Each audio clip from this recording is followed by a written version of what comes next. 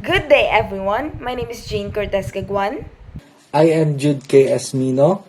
I am Yawel Macy Bernabe. I'm Toledo Yente. And I'm Marcangelo Macbara. and we are here to present to you the Introduction to Information Assurance and Security, an overview of key concepts and threats.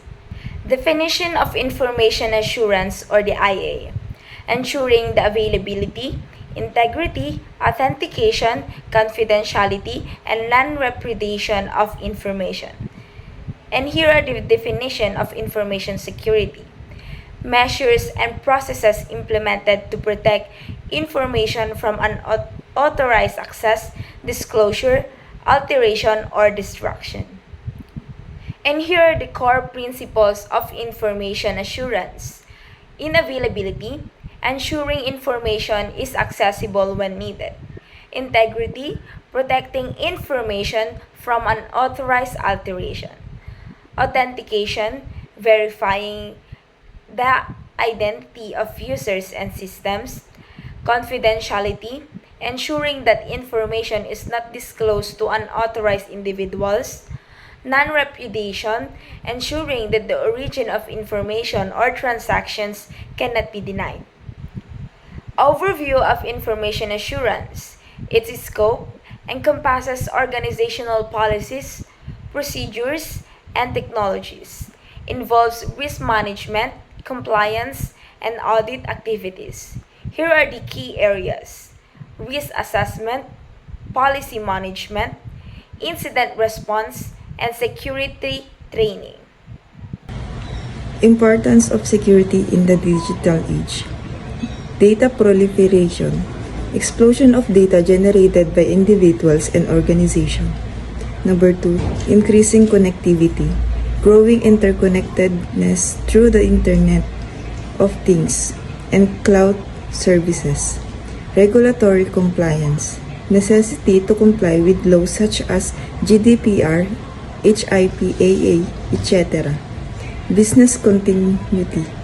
Security as a critical aspect of ensuring ongoing operation. Visual. Graphs shows data growth and connectivity trends. Common threat to information security. Common threats to information security: cyber attacks, malware, ransomware, phishing, DDoS attacks, insider threats, malicious insider, accidental breaches by employees, physical threats, theft of devices, physical sabotage, human error, mistakes leading to data breaches, misconfiguration. Cyber attacks.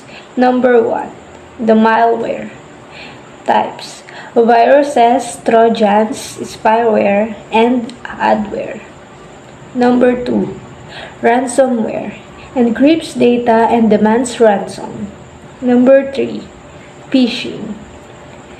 Fraudulent attempts to obtain sensitive information. Number 4. DDoS attacks. Overwhelming systems with traffic. Insider threats. Number 1. Malicious insiders. Employees with intent to cause harm. Number 2. Accidental breaches. Unintentional exposure of sensitive data by employees. Physical threats. Number 1. Device theft. Loss of laptops, mobile devices. Number 2. Physical sabotage. Damage to infrastructure and equipment. Human error and its impact. 1. Common mistakes. Weak password, misconfigured settings, inadvertent data sharing. 2. Impact. Potential to compromise entire system or networks. Mitigation strategies. Technical controls, firewalls, encryptions, intrusion detection system, administrative controls, policies, procedures, and training. Physical controls, access controls, surveillance, security personnel.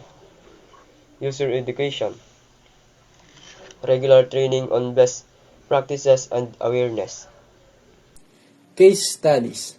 Recent cybersecurity incidents. Example number 1. A ransomware attack on a major corporation. Example number 2. Data breach due to a phishing attack. Lesson learned. Importance of backups. Need for comprehensive security policies. Conclusion. Summary of key points. Importance of AI and security in modern organizations. Understanding and mitigating common threats. The need for a proactive and comprehensive approach to security. Call to action. Encourage continued learning and adaptation to new security challenges.